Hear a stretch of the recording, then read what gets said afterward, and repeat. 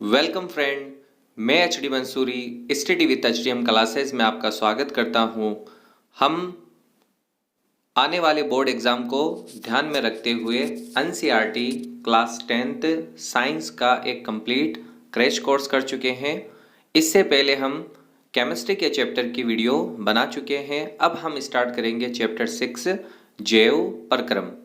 अगर आपको इस वीडियो के पीडीएफ नोट्स चाहिए तो आप हमारे Telegram channel study with HTM classes को ज्वाइन करें। वहां आपको इस वीडियो और इससे पहले के वीडियो के नोट्स मिल जाएंगे। तो अब हम शुरू करते हैं चैप्टर 6 जैव प्रक्रम बायोमैकेनिज्म। तो सबसे पहली बात, जैव प्रक्रम क्या होते हैं? वे सभी प्रक्रम जो जीव में मरम्मत एवं अनुरक्षण का यानी रिपेयरिंग का कार्य करते हैं उन्हें सम्मिलित रूप से जैव प्रक्रम कहा जाता है। किसी भी जीवित जीव में कई प्रकार के प्रक्रम पाए जाते हैं जो उसे जिंदा रहने के लिए जरूरी है। तो इनमें से सबसे प्रमुख जो जैव प्रक्रम है वो है पोषण, फिर श्वसन, परिसंचरण और उत्सर्जन। तो सबसे पहले हम बात करते हैं पोषण यानी न्यूट्रिशन की। जीवों द्वारा भोजन ग्रहण करने की विधि को पोषण कहते हैं। तो जीव को ऊर्जा के लिए भोजन की जरूरत होती है, वृद्धि के लिए भोजन की जरूरत होती है। तो पोषण के आधार पर जीव दो प्रकार के होते हैं, स्वपोषी और विषमपोषी। तो स्वपोषी वे जीव जो अपना भोजन खुद बनाते हैं वो स्वपोषी, और जो अपना भोजन स्वयं नहीं बनाते हैं वो विषमपोषी। जो स्वपोषी होते हैं वो अकार्बनिक पदार्थों से कार्बनिक पदार्थों का निर्माण करते हैं, जैसे हरे पादप। जबकि वे जीव जो प्रत्यक्ष अप्रत्यक्ष रूप से स्वपोषियों पर निर्भर करते हैं उन्हें विषमपोषी कहते हैं, जैसे जंतु।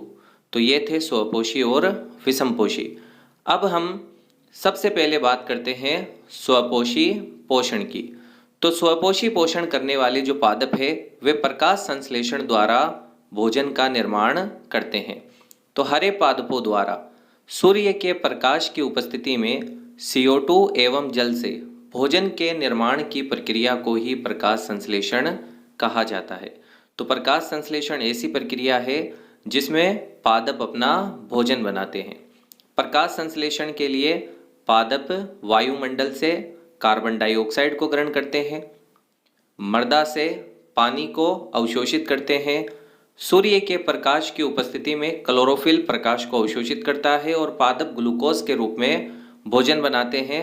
साथ में ऑक्सीजन और जल का निर्माण होता है।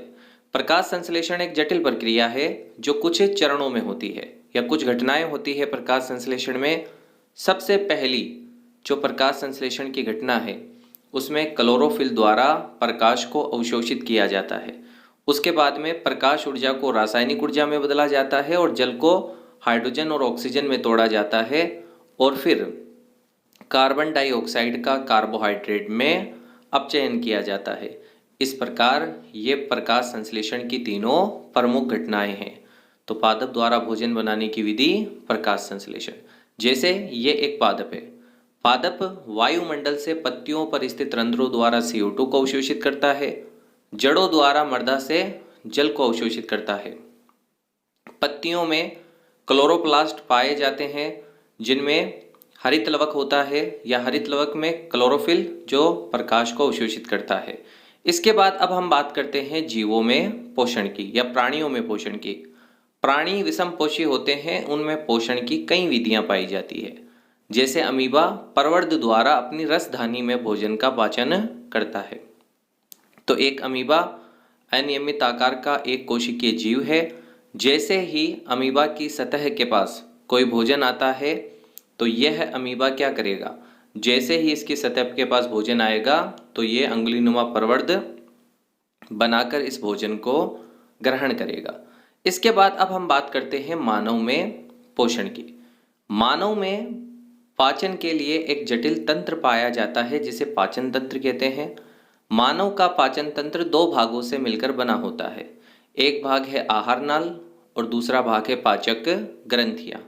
आहार नाल एक लंबी नली है जिसमें मुख, मुखगुहा, ग्रसनी, ग्रसिका, आमाशय, छोटी आंत, बड़ी आंत, मलाशय और गुदा ये सारे भाग होते हैं।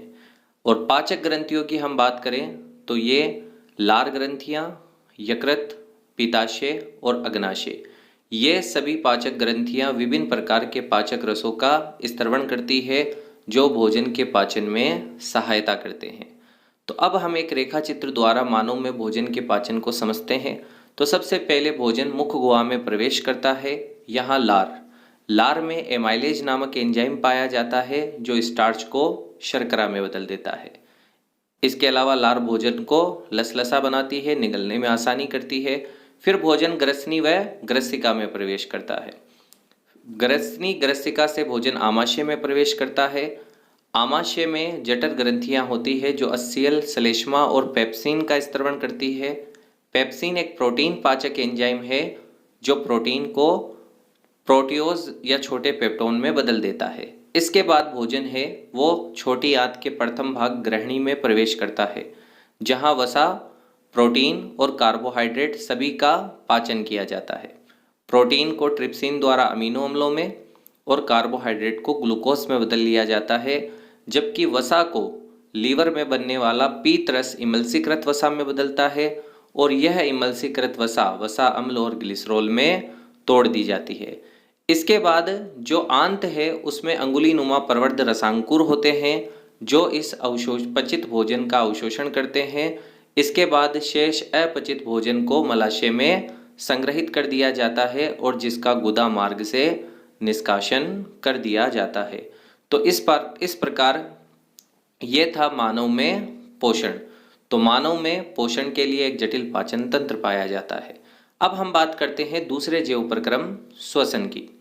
जीवों द्वारा ऑक्सीजन ग्रहण कर ग्लूकोज के ऑक्सीकरण से प्राप्त CO2 को बाहर निकालने की प्रक्रिया श्वसन कहलाती है।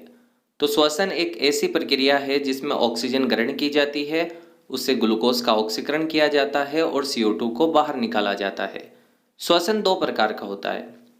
अगर श्वसन में ऑक्सीजन उपयोग में की जा रही है तो ऑक्सीश्वसन, और श्वसन में ऑक्सीजन उपयोग में नहीं ली जा रही है तो अनॉक्सीश्वसन।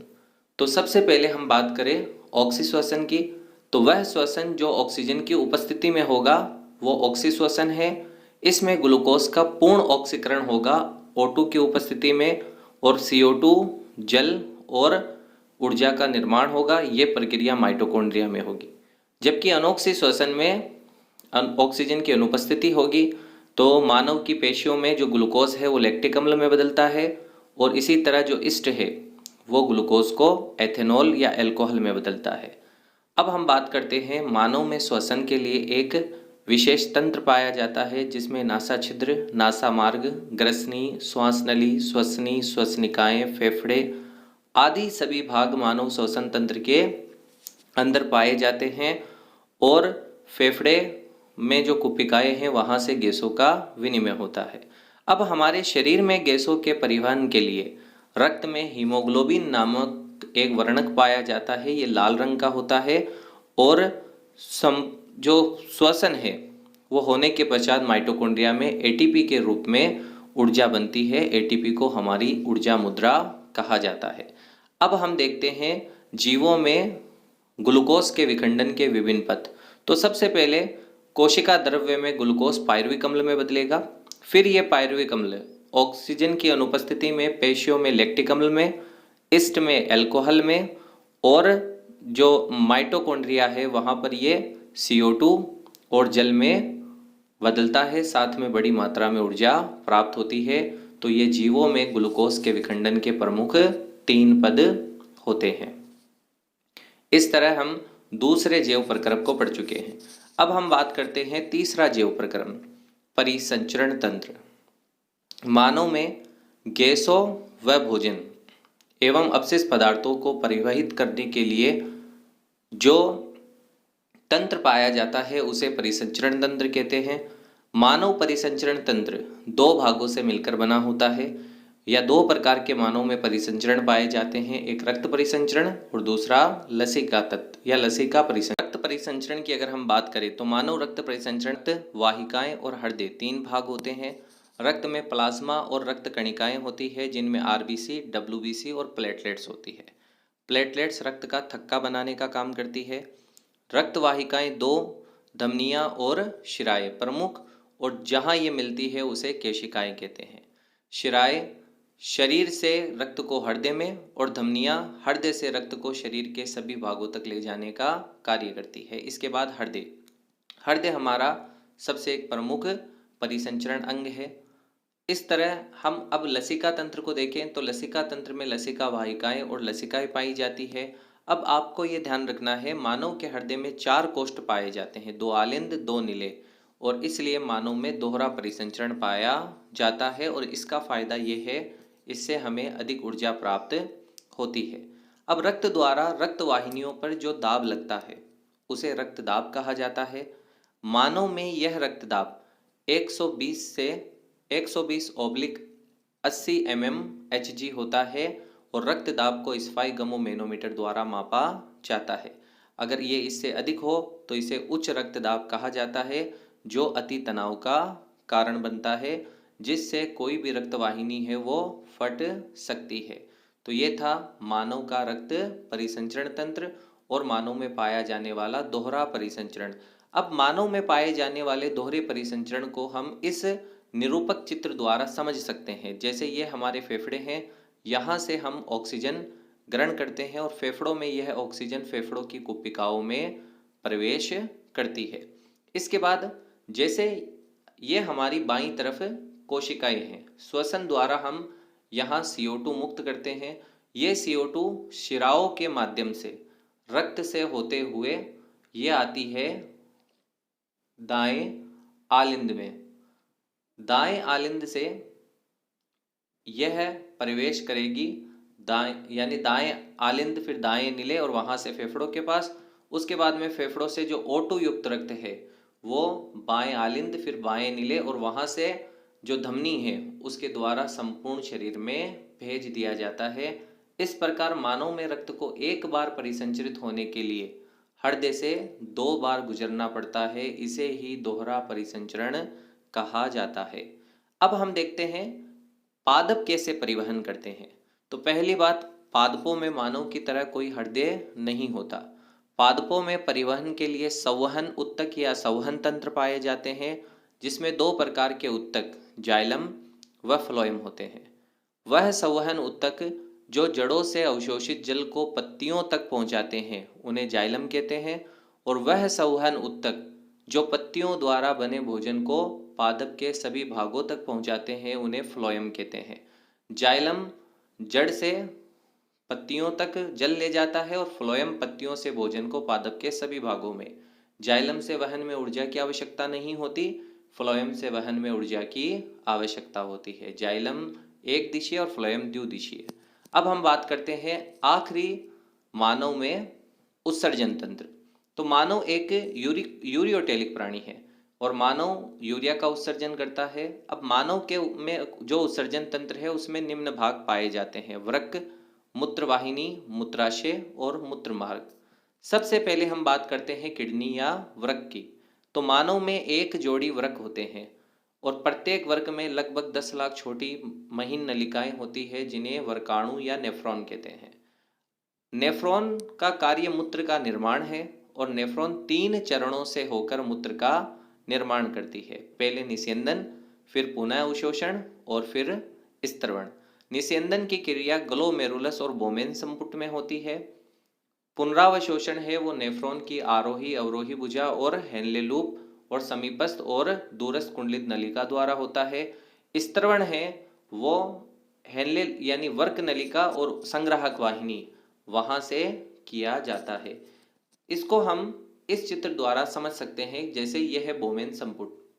बोमेन संपुट के बाद में यह समीपस्थ नलिका, समीपस्थ नलिका के बाद ये यू आकार का हेनले लूप, ये हेनले लूप के आरोही अवरोही भुजा और उसके बाद में ये दूरस्थ कुंडित नलिका और फिर ये संग्राहक नलिका। अब जो बोमेन संपुट है उसमें केशिकाओं का एक गुच्छा या जाल पाया जाता है। ये जो केशिकाओं का गुच्छा या जाल है इसे हम ग्लोमेरुलस कहते हैं। यहाँ से रक्त अंदर की ओर प्रवेश करता है। उसके बाद जो ग्लोमेरुलस से रक्त है वो छनकर बोमेन संपुट में आता है। इसी घटना को निस्यंदन कहते हैं। तो ये प्रथम चरण है। इसके बाद निस्यंद आगे वृक्क नलिका में पहुंचता है, जहां इस वृक्क नलिका से रक्त में विभिन्न जल और विभिन्न पदार्थों का अवशोषण कर लिया जाता है। इसे ही पुनरावशोषण कहते हैं। तो 1 नंबर पर निस्यंदन और 2 नंबर पर पुनरावशोषण। इसके बाद कुछ पदार्थ निस्यंदन के दौरान बाहर नहीं निकल पाते हैं, तो उन्हें रक्त द्वारा सीधे ही वृक्क नलिका में भेज दिया जाता है, और इसी विधि को हम तीसरी विधि या स्त्रवण कहते हैं। तो इस तरह वृक्क नलिका मूत्र निर्माण की क्रिया 3 चरणों में करती है: निस्यंदन, पुनरावशोषण और स्त्रवण। किडनी के बाद जो दूसरा प्रमुख अंग है वो है मूत्रवाहिनी। मानव में एक जोड़ी मूत्रवाहिनियां होती है जो मूत्र को मूत्राशय में ले जाती है, जैसे यह किडनियां हैं। तो इन दोनों किडनियों से मूत्राशय की ओर एक जोड़ी नलियां जाती है जो मूत्र को मूत्राशय में ले जाने का कार्य करती है। इन्हीं जो नलियां हैं इन्हें ही हम मूत्रवाहिनियां कहते हैं। उसके बाद ये जो पेशीय थैलेनुमा संरचना है इसे मूत्राशय कहा जाता है, जो मूत्र को एकत्र करता है। इसके बाद मूत्राशय में एकत्रित मूत्र को मूत्र मार्ग द्वारा बाहर त्याग दिया जाता है, और मानव में मूत्र बनने की ये जो क्रिया है वो तंत्रिका तंत्र और हार्मोन जैसे वेसोप्रेसिन द्वारा नियंत्रित की जाती है। अब हम बात करते हैं, यदि किसी व्यक्ति के दोनों वृक्क कार्य करना बंद कर दे तो फिर ऐसे व्यक्ति में कृत्रिम वृक्क लगाए जाते हैं। इन कृत्रिम वृक्कों द्वारा जितने भी अपशिष्ट पदार्थ हैं उनको अपोहन विधि द्वारा बाहर निकाला जाता है, और इस विधि को अपोहन या डायलाइसिस कहते हैं। कृत्रिम वृक्क में बहुत सी अर्धपारगम्य नलिकाएं पाई जाती है। ये नलिकाएं अपोहन द्रव में डूबी होती है, जिनके द्वारा इन नलिकाओं से यूरिया बाहर निकल जाता है।